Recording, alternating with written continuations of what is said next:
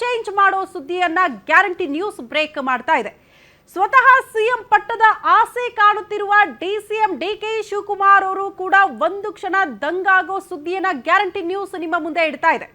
ಹಾಗಾದ್ರೆ ದೆಹಲಿ ಮಟ್ಟದಲ್ಲಿ ಹೈಕಮಾಂಡ್ ಮಟ್ಟದಲ್ಲಿ ಸಿದ್ದರಾಮಯ್ಯನವರ ಆಪ್ತರ ಬಳಗ, ಸಿದ್ದರಾಮಯ್ಯನವರ ಪಡೆ ಯಾವ ರೀತಿ ಷಡ್ಯಂತ್ರವನ್ನ ರೂಪಿಸಿದೆ ಡಿಕೆ ಶಿವಕುಮಾರ್ ಅವರ ವಿರುದ್ಧ, ಆ ಕುರಿತ ಇನ್ಸೈಡ್ ಮಾಹಿತಿಯನ್ನ ನಿಮ್ಮ ಮುಂದೆ ಇಡ್ತಾ ಇದ್ದೀವಿ.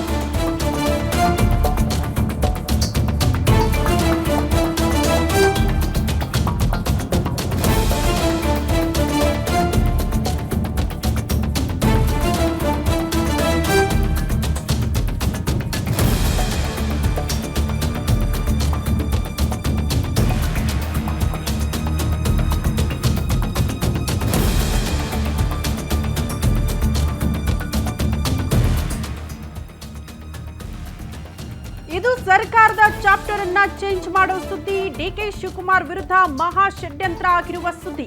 ಇದು ಡಿಸಿಎಂ ಡಿಕೆ ಶಿವಕುಮಾರ್ ಅವರೇ ಶಾಕ್ ಆಗಿ ಹೋಗ್ತಾರೆ. ಸಿದ್ದರಾಮಯ್ಯನವರು ಒಪ್ಪಿದ್ರು ಕೂಡ ಅವರು ಮಾತ್ರ ಒಪ್ಪಲ್ಲ. ಯಾರದು? ಅವರು ಮೀಟ್ ಮಾಡಿದ್ದು ಯಾಕೆ? ಅದರ ಹಿಂದೆ ಇರುವ ಉದ್ದೇಶ ಏನು? ಇದು ಯಾವ ಚಾನೆಲ್ಗೂ ಸಿಗದ ಅತಿ ದೊಡ್ಡ ಬ್ರೇಕಿಂಗ್ ನ್ಯೂಸ್ ನಿಮ್ಮ ಗ್ಯಾರಂಟಿ ನ್ಯೂಸ್ ನಲ್ಲಿ ಮಾತ್ರ. ಇಷ್ಟು ದಿನ ಜಸ್ಟ್ ನವೆಂಬರ್ ಕ್ರಾಂತಿ, ತಂತ್ರ, ಪ್ರತಿತಂತ್ರ ಇದೆಲ್ಲದರ ಬಗ್ಗೆ ಮಾಹಿತಿ ಕೊಡ್ತಾ ಇದ್ವಿ. ಆದರೆ ಹೈಕಮಾಂಡ್ ಮಟ್ಟದಲ್ಲಿ ಬೇರೆಯದ್ದೇ ಬೆಳವಣಿಗೆ ಆಗೋಗಿದೆ ಬೇರೆಯವರಿಂದ ಅನ್ನುವಂತಹ ವಿಚಾರವನ್ನ ಯಾವ ಚಾನೆಲ್ ಅಲ್ಲೂ ಕೂಡ ನೋಡೋದಕ್ಕೆ ಸಾಧ್ಯ ಇಲ್ಲ.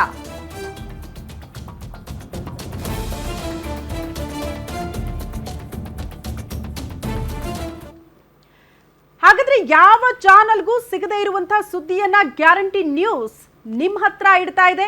ಇದು ರಾಜ್ಯ ಕಾಂಗ್ರೆಸ್ ಪಾಳೆಯಕ್ಕೆ ಸಂಬಂಧಪಟ್ಟದ್ದು. ಯೋಚನೆ ಮಾಡಿ, ಡಿಸಿಎಂ ಅವರೇ ಶಾಕ್ ಆಗ್ತಾರೆ ಅಂದ್ರೆ ಇದು ಅಂತಿಂತ ಸುದ್ದಿ ಅಲ್ವೇ ಅಲ್ಲ. ನವೆಂಬರ್ ಕ್ರಾಂತಿ ಅನ್ನೋರು ಈ ಸುದ್ದಿಯನ್ನ ಮಿಸ್ ಮಾಡದೆ ನೋಡ್ಲೇಬೇಕು.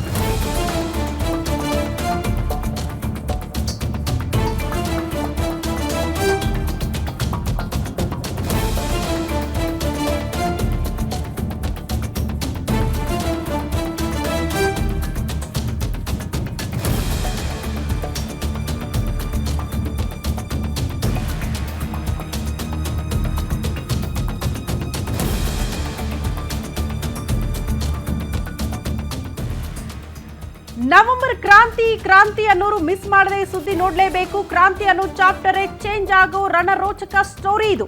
ರಾಜ್ಯ ಸರ್ಕಾರದ ಚಾಪ್ಟರ್ 2 ಅಸಲಿ ಸ್ಟೋರಿ ಇದು. ದೆಹಲಿಯಲ್ಲೇ ನಡೆದಿದೆ ಚಾಪ್ಟರ್ 2 ಥ್ರಿಲ್ಲಿಂಗ್ ರಿಯಲ್ ಸ್ಟೋರಿಯನ್ನ ನಿಮ್ಮ ಮುಂದೆ ಇಡ್ತಾ ಇದೀವಿ. ನೆಕ್ಸ್ಟ್ ಸಿಎಂ ಡಿಕೆ ಶಿವಕುಮಾರ್ ಅವರು ಅಂತ ಕನಸು ಕಾಣ್ತಿದ್ರು ಅವರ ಆಪ್ತ ಬಳಗದವರು. ಬಟ್ ಅವರ ವಿರುದ್ಧವೇ ದೊಡ್ಡ ಮಟ್ಟದ ಷಡ್ಯಂತ್ರ ಆಗೋಗಿದೆ. ದೆಹಲಿಯಲ್ಲೇ ಗೇಮ್ ಪ್ಲಾನ್ ಹಾಕಿದೆ ಸಿಎಂ ಸಿದ್ದರಾಮಯ್ಯನವರ ಪಡೆ. ಹೋಗ್ಲಿ ಬಿಡಿ, ಬಿಟ್ಟು ಬಿಡೋಣ ಅಂತ ಸಿಎಂ ಹೇಳಿದ್ರು ಕೂಡ ಅವರು ಮಾತ್ರ ಕೇಳ್ತಾ ಇಲ್ವಂತೆ. ಸರ್ ನೀವು ಸುಮ್ನಿರಿ, ನಾವು ನೋಡ್ಕೊಳ್ತೀವಿ ಅಂತ ಸಿಎಂ ಅವರನ್ನ ಸೈಲೆಂಟ್ ಮಾಡ್ಬಿಟ್ಟಿದ್ದಾರಂತೆ. ಹಾಗಾಗಿ ಸಿದ್ದರಾಮಯ್ಯನವರ ಆಪ್ತ ಬಳಗದಲ್ಲಿದ್ದವರು, ಅವರ ಪಟಾಲಂ, ಹಾಗಾದ್ರೆ ಹೈಕಮಾಂಡ್ ಮಟ್ಟದಲ್ಲಿ ಯಾವ ರೀತಿಯ ಷಡ್ಯಂತ್ರವನ್ನ ರೂಪಿಸಿದ್ದಾರೆ ಡಿಸಿಎಂ ಡಿಕೆ ಶಿವಕುಮಾರ್ ಅವರ ವಿರುದ್ಧ? ಯಾಕೆ ಸಿಎಂ ಆಗುವುದಕ್ಕೆ ಚಾನ್ಸೇ ಇಲ್ಲ ಡಿಕೆ ಶಿವಕುಮಾರ್ ಅವರು? ಆ ರೀತಿ ಪ್ಲಾನಿಂಗ್ ಗಳನ್ನ ಹೇಗೆ ವರ್ಕೌಟ್ ಮಾಡಿದ್ದಾರೆ ಹೈಕಮಾಂಡ್ ಮಟ್ಟದಲ್ಲಿ? ಯಾರು ವರ್ಕೌಟ್ ಮಾಡಿದ್ದಾರೆ? ಆ ಕುರಿತ ಇನ್ಸೈಡ್ ಮಾಹಿತಿ ಇದು. ಇಫ್ ಸಪೋಸ್ ಈ ಷಡ್ಯಂತ್ರ, ಈ ತಂತ್ರಗಾರಿಕೆ ವರ್ಕೌಟ್ ಆದ್ರೆ ಯಾವುದೇ ಕಾರಣಕ್ಕೂ ಈ ಅವಧಿಯಲ್ಲಿ ಡಿಸಿಎಂ ಡಿಕೆ ಶಿವಕುಮಾರ್ ಸಿಎಂ ಕುರ್ಚಿಯಲ್ಲಿ ಕೂತ್ಕೊಳ್ಳೋದಕ್ಕೆ ಸಾಧ್ಯವೇ ಇಲ್ಲ ಅಂತ ಹೇಳ್ತಾ ಇದೆ ಮೂಲಗಳು. ಹಾಗಾದ್ರೆ ಸಿದ್ದರಾಮಯ್ಯನವರ ಪಡೆ ಹೈಕಮಾಂಡ್ ಮಟ್ಟದಲ್ಲಿ ಮಾಡಿರುವಂತಹ ಷಡ್ಯಂತ್ರ ಏನು? ಯಾಕೆ ಡಿಕೆ ಶಿವಕುಮಾರ್ ಅವರು ಸಿಎಂ ಪಟ್ಟಕ್ಕೆ ಏರೋದಕ್ಕೆ ಸಾಧ್ಯ ಇಲ್ಲ? ಆ ಕುರಿತ ಡೀಟೇಲ್ಸ್ ಇದು. ದೆಹಲಿ ವರಿಷ್ಠರಿಗೆ ಕಮಿಟ್ ಆಗಿದೆಯಂತೆ ಸಿದ್ದರಾಮಯ್ಯನವರ ಪಡೆ.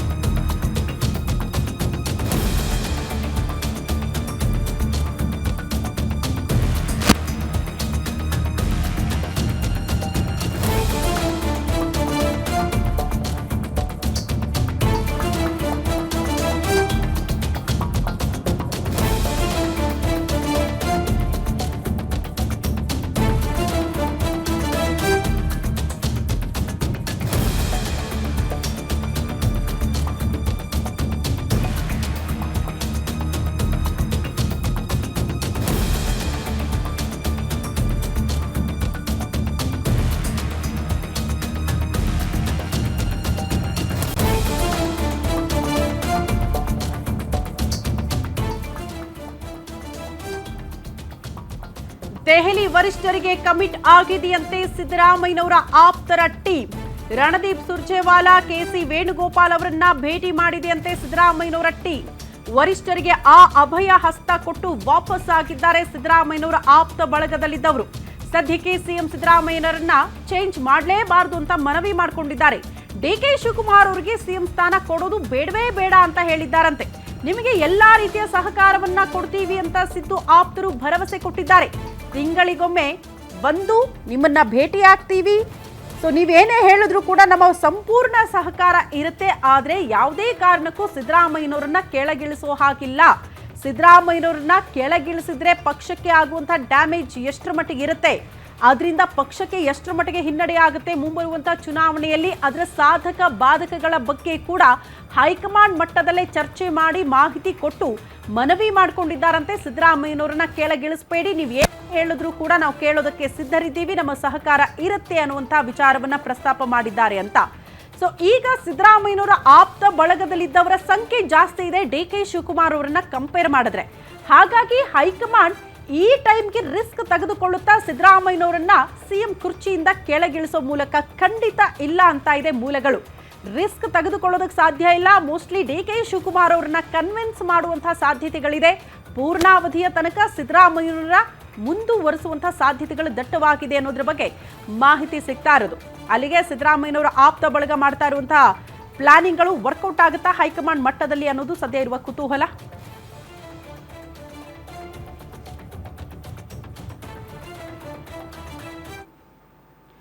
ಈ ಬಗ್ಗೆ ಮತ್ತಷ್ಟು ಡೀಟೇಲ್ಸ್ ಅನ್ನ ಕೊಡ್ತಾ ಹೋಗ್ತಾರೆ ಸ್ಪೆಷಲ್ ಕರೆಸ್ಪಾಂಡೆಂಟ್ ವೀರೇಶ್ ದಾನಿ ನೇರ ಸಂಪರ್ಕದಲ್ಲಿ ಜಾಯಿನ್ ಆಗ್ತಿದ್ದಾರೆ ನ್ಯೂಸ್ ರೂಮ್ ಇಂದ. ವೀರೇಶ್, ಎಕ್ಸಾಕ್ಟ್ಲಿ ಏನ್ ಬೆಳವಣಿಗೆ ನಿರೀಕ್ಷೆ ಮಾಡಬಹುದು? ನವೆಂಬರ್ 21ಕ್ಕೆ ಡಿಕೆ ಶಿವಕುಮಾರ್ ಅವರು ಸಿಎಂ ಪಟ್ಟಕ್ಕೇರೇ ಬಿಡ್ತಾರೆ ಅಂತ ಹೇಳಲಾಗ್ತಾ ಇದ್ದು, ಬಟ್ ಎಲ್ಲಾ ಲೆಕ್ಕಾಚಾರಗಳು ಉಲ್ಟಾ ಮಾಡೋದಕ್ಕೆ ಸಿದ್ದರಾಮಯ್ಯನವರ ಆಪ್ತ ಪಡೆ ಮುಂದಾಗಿದೆ ಅಂತ. ಏನ್ ಇನ್ಸೈಡ್ ಮಾಹಿತಿ ಕೊಡ್ತೀರಿ ಈ ವಿಚಾರಕ್ಕೆ ಸಂಬಂಧಪಟ್ಟಂತೆ? ಶ್ರುತಿ, ರಾಜ್ಯ ಕಾಂಗ್ರೆಸ್ನಲ್ಲಿ ಅಧಿಕಾರ ಹಂಚಿಕೆಯ ವಿಚಾರ ಮಹತ್ವದ ಘಟ್ಟಕ್ಕೆ ಬಂದು ತಲುಪಿರುವಂಥದ್ದು. ಹೈಕಮಾಂಡ್ ಮಟ್ಟದಲ್ಲೇ ನಡೆದಿದೆ ಎನ್ನಲಾಗ್ತಿರ್ತಕ್ಕಂಥ ಅಧಿಕಾರ ಹಂಚಿಕೆ ಒಪ್ಪಂದದ ಪ್ರಕಾರವೇ DCM DK ಶಿವಕುಮಾರ್ ಅವರಿಗೆ ಮುಖ್ಯಮಂತ್ರಿ ಸ್ಥಾನ ಕೊಡೋ ವಿಚಾರದಲ್ಲೇ ಇದೀಗ ಸಾಕಷ್ಟು ತಂತ್ರ ಪ್ರತಿತಂತ್ರ, ದಾಳಕ್ಕೆ ಪ್ರತಿ ದಾಳ ಉರುಳಿಸುವಂಥ ಪ್ರಯತ್ನಗಳು ನಡೀತಾ ಇರುವಂಥದ್ದು. DCM DK ಶಿವಕುಮಾರ್ ಅವರಿಗೆ ಒಂದು ಕಡೆ ಹೈಕಮಾಂಡ್ ಮಟ್ಟದಲ್ಲಿರ್ತಕ್ಕಂಥ ಬಹುತೇಕ ನಾಯಕರುಗಳು ಸಹ ಎಲ್ಲರೂ ಸಹ ಅಭಯವನ್ನು ಕೊಟ್ಟಿರುವಂಥದ್ದು. ಯಾಕಂತಂದ್ರೆ DCM DK ಶಿವಕುಮಾರ್ ಅವರು 2023 ಚುನಾವಣೆ ವೇಳೆಯಲ್ಲಿ ಕೆಪಿಸಿಸಿ ಅಧ್ಯಕ್ಷರಾಗಿ ಪಕ್ಷವನ್ನ ಸಂಘಟನೆ ಮಾಡಿರುವಂಥದ್ದು. ಕೋವಿಡ್ ಸಂದರ್ಭದಲ್ಲೂ ಸಹ ಪಕ್ಷವನ್ನ ಸಂಘಟನೆ ಮಾಡಿ 2023 ವಿಧಾನಸಭೆ ಚುನಾವಣೆಯಲ್ಲಿ ರಾಜ್ಯ ಕಾಂಗ್ರೆಸ್ಗೆ ಭರ್ಜರಿಯಾದಂತಹ ಬಹುಮತವನ್ನು ತಂದುಕೊಟ್ಟಿರುವ ಹಿನ್ನೆಲೆಯಲ್ಲಿ DCM DK ಶಿವಕುಮಾರ್ ಅವರ ಪರವಾಗಿಯೂ ಸಹ ಹೈಕಮಾಂಡ್ ಮಟ್ಟದಲ್ಲಿ ಸಾಕಷ್ಟು ನಾಯಕರ ಒಲವಿರುವಂಥದ್ದು. DCM DK ಶಿವಕುಮಾರ್ ಅವರಿಗೆ ಮುಂದಿನ 2.5 ವರ್ಷಗಳ ಕಾಲ ಮುಖ್ಯಮಂತ್ರಿ ಸ್ಥಾನವನ್ನು ಕೊಟ್ಬಿಡೋಣ ಅನ್ನೋ ಒಂದು ಮನಸ್ಥಿತಿಯಲ್ಲೂ ಸಹ ಕಾಂಗ್ರೆಸ್ ಹೈಕಮಾಂಡ್ ಮಟ್ಟದಲ್ಲಿರ್ತಕ್ಕಂಥ ನಾಯಕರುಗಳು ಒಂದು ಕಡೆ ಒಪ್ಕೊಂಡಿರುವಂಥದ್ದು. ಇನ್ನೊಂದು ಕಡೆ ಸಿಎಂ ಸಿದ್ದರಾಮಯ್ಯನವರು ಸಹ DCM DK ಶಿವಕುಮಾರ್ ಅವರು ಸಹ ಪಕ್ಷ ಸಂಘಟನೆಯನ್ನ ಮಾಡಿದ್ದಾರೆ, ಅವರು ನಿಷ್ಠರಾಗಿದ್ದಾರೆ. ಹೀಗಾಗಿ ಅವ್ರಿಗೊಂದು ಅವಕಾಶವನ್ನು ಮಾಡಿಕೊಟ್ಬಿಡೋಣ ಅನ್ನೋ ಒಂದು ಮನಸ್ಥಿತಿಯಲ್ಲೂ ಸಹ ಸಿಎಂ ಸಿದ್ದರಾಮಯ್ಯನವರು ಈಗಾಗಲೇ ಬಂದಿರುವಂಥದ್ದು. ಸಿಎಂ ಸಿದ್ದರಾಮಯ್ಯನವರು ಈ ಹಿಂದೆನೂ ಸಹ DCM DK ಶಿವಕುಮಾರ್ ಅವರ ಪರವಾಗಿದ್ರು. ಆದರೆ DCM DK ಶಿವಕುಮಾರ್ ಅವರಿಗೆ ಯಾವುದೇ ಕಾರಣಕ್ಕೂ ಸಹ ಮುಖ್ಯಮಂತ್ರಿ ಸ್ಥಾನ ಸಿಗಲೇಬಾರದು ಅಂತೇಳಿ ಸಿಎಂ ಸಿದ್ದರಾಮಯ್ಯನವರ ಸುತ್ತಲೂ ಇರತಕ್ಕಂಥ ಆಪ್ತಮಣದಲ್ಲಿರ್ತಕ್ಕಂಥ ಸಚಿವರುಗಳು ದಾಳಕ್ಕೆ ದಾಳ, ತಂತ್ರಕ್ಕೆ ಪ್ರತಿತಂತ್ರವನ್ನು ಹೂಡ್ತಾ ಇರುವಂಥದ್ದು. ಯಾವುದೇ ಕಾರಣಕ್ಕೂ ಸಹ DCM DK ಶಿವಕುಮಾರ್ ಅವರು ಮುಖ್ಯಮಂತ್ರಿ ಆಗಲೇಬಾರದು ಅನ್ನೋ ಒಂದು ತಂತ್ರವನ್ನು ಇದೀಗ ಹೆಣಿತಾ ಇದ್ದಾರೆ. ಅದಕ್ಕೆ ಬೇಕಾಗಿರ್ತಕ್ಕಂಥ ಒಳ ರಾಜಕಾರಣಗಳನ್ನು ಏನಿದೆ ಆ ಎಲ್ಲ ರಾಜಕಾರಣವನ್ನು ಸಹ ಸಿಎಂ ಸಿದ್ದರಾಮಯ್ಯನವರ ಆಪ್ತಮಣದಲ್ಲಿರ್ತಕ್ಕಂಥ ಸಚಿವರುಗಳು ಮಾಡ್ತಾ ಇರುವಂಥದ್ದು.